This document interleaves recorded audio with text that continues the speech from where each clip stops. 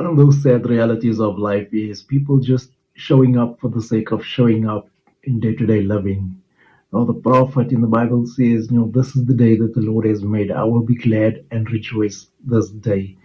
Shows an intent and intentionality of how he's going to be showing up in that particular day with joy in his heart. And we know that joy is a attribute very close to God's heart.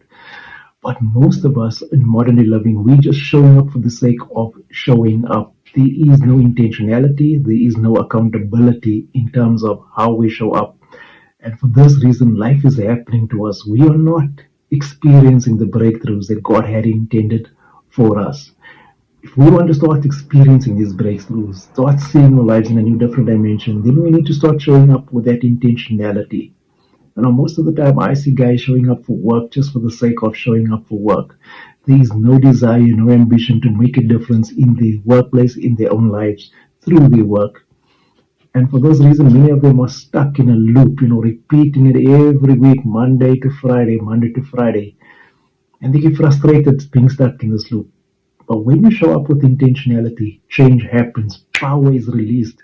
And we see this in the book of Mark, when the woman who had the flow of blood, that issue for 12 years, she spent money on physicians and none of them could help her. But when Jesus came through to her town, she had the intentionality to say, in this man, I'm going to find healing. And when she touched the hem of his garment, healing was released. Jesus turns around and he says that, power has left me. I could feel it. And that's because someone showed up intentionally. When we show up intentionally in the presence of God, then power is released in that moment. If you want to see a shift in your life, show up intentionally in the presence of God. This is Vinnie Mac saying, change your thinking, change your world.